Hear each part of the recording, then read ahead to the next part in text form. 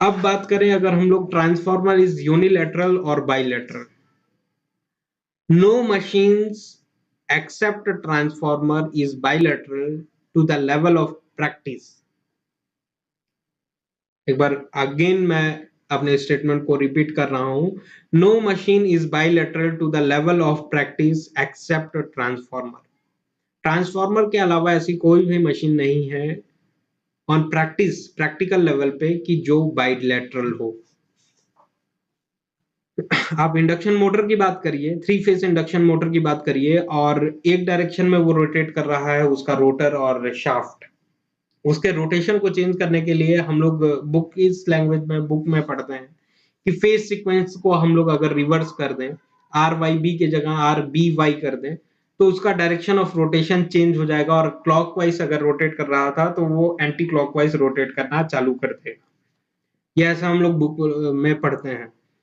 अब practical industries में आप गए बुकिश लैंग्वेज के साथ, और आपका रिक्वायरमेंट है कि डायरेक्शन ऑफ रोटेशन आप चेंज करना चाह रहे हैं।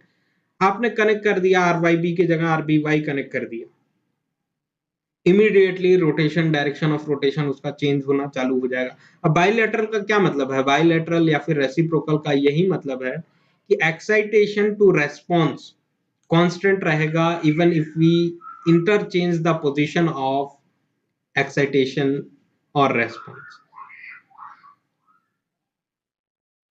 है ना। इनपुट और आउटपुट का जो रेशियो है वो हमेशा कांस्टेंट रहेगा अगर हम लोग इनकी पोजीशंस भी इंटरचेंज कर दें तो। यही है रेसिप्रोसिटी या फिर बाइलैटरलिज्म। तो मशीन्स में अगर हम लोग बात करें कि ट्रांसफार्मर या फिर अदर इलेक्ट्रिकल मशीन की थ्री फेज इंडक्शन मोटर की, तो अगर उसका आप डायरेक्शन ऑफ रोटेशन चेंज करना चाहते हैं, फेज सीक्वेंस रिवर्स कर दिया, आर वाई बी के जगह आर बी वाई कनेक्ट कर दिया, तो डायरेक्शन ऑफ रोटेशन तो चेंज हो जाएगा। लेकिन प्रॉब्लम क्या आएगा वहां पे कि आपका जो शाफ्ट था वो पहले इस डायरेक्शन में रोटेट कर रहा था, इस डायरेक्शन में रोटेट कर रहा था। आपने फेज सीक्वेंस चेंज कर दिया और ये इस डायरेक्शन में से इस डायरेक्शन में इमीडिएटली रोटेट करना चालू कर दिया। इस केस में प्रॉब्लम ये आएगा कि जो कूलिंग अरेंजमेंट हम लोग इंडक्शन मोटर्स में लगाए होते हैं या फिर आपके डीसी मोटर्स में लगाए होते हैं, तो वो जो फैन का रोटेशन है, वो फैन का रोटेशन तो फिक्स्ड है। फैन ट्रांसफर जो आपकी मशीन है, मोटर है, उसको कूल करने के लिए कूलिंग अरेंजमेंट वगैरह भी देते हैं ना, एयर कूलिंग और ऑयल कूलिंग, ये सारी अरेंजमेंट हम लोग करते हैं। तो एयर कूलिंग में अगर आपका फैन लगा हुआ है, वो इस डायरेक्शन में रोटेट कर रहा है, आपका मशीन जो है शाफ्ट इस डायरेक्शन में रोटेट करना चालू कर दिया, तो इसका डिजाइन कुछ इस तरीके से किया गया है। जैसे आप सीलिंग फैन में देखिए, आपका सीलिंग फैन इस डायरेक्शन में रोटेट करने के लिए डिजाइन किया गया है, जो कि एयर के फ्लो को बॉटम टू टॉप प्रोवाइड करता है, जिससे आपको हवा लगता है और आपका रिक्वायरमेंट फुलफिल होता है। अगर आप डायरेक्शन ऑफ रोटेशन फैन अपना आपका चेंज कर दीजिए सीलिंग फैन का, तो वो टॉप टू बॉटम फ्लो कराने लगेगा और नीचे से हवा ऊपर ले जाएगा, तो वो आपका रिक्वायरमेंट फुलफिल होगा क्या? नहीं। वैसे ही जो कूलिंग ऑक्सिलरी इक्विपमेंट लगे रहते हैं मोटर्स में फॉर द कूलिंग पर्पस, तो वो जो फैन लगा हुआ है आपके मोटर के साथ, आपका definitely direction of rotation of shaft change हो गया फेज सीक्वेंस चेंज करने की वजह से। लेकिन जो फैन वगैरह अरेंजमेंट है कूलिंग पर्पस के लिए, उसका डायरेक्शन ऑफ रोटेशन तो फिक्स्ड है। वो बॉटम से टॉप ही एयर का फ्लो मेंटेन की हुई है। तो उससे क्या होगा कि आपका ट्रांसफार्मर की कूलिंग का पर्पस फुलफिल नहीं हो पाएगा।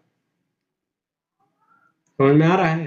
तो to the level of practice, or other devices are not bilateral, but transformer is a bilateral device because there is no rotating part in our electrical transformer.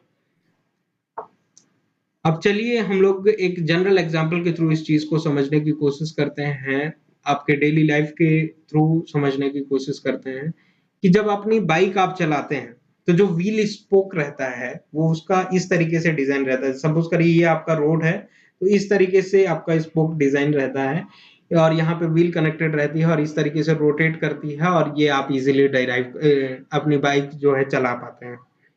आप suppose करिए कि आपका spoke कुछ इस तरीके से डिजाइन किया गया है, व्हील इस तरीके से रोटेट कर रही है, और आपके बाइक को इस तरीके से ले जाना है, तो क्या आप चला पाएंगे इस तरीके से? नहीं चला पाएंगे। वैसे ही अगर हम लोग डीसी मशीन में बात करें तो डीसी मशीन में कम्यूटेटर रहता है, तो commutator on top of commutator brush arrangement हम लोगों को करना रहता है। तो ये कम्यूटेटर रोटेट कर रहा है और ब्रश अरेंजमेंट कुछ इस तरीके से, आपने डायरेक्शन ऑफ रोटेशन चेंज कर दिया, अब ये कम्यूटेटर कुछ इस तरीके से रोटेट करने लगा, लेकिन आपका स्पोक तो इसी तरीके से ब्रश अरेंजमेंट है, तो स्पार्क ज्यादा प्रोड्यूस करेगा, सिग्निफिकेंट अमाउंट ऑफ ऑपरेशन हम लोग नहीं ले सकते हैं इन सारी चीजों पे। तो except transformer to the level of practice, except transformer no machine is bilateral. ये स्टेटमेंट आप हमेशा माइंड में रखिएगा कि transformer is only device, only electrical machine which is bilateral to the level of practice.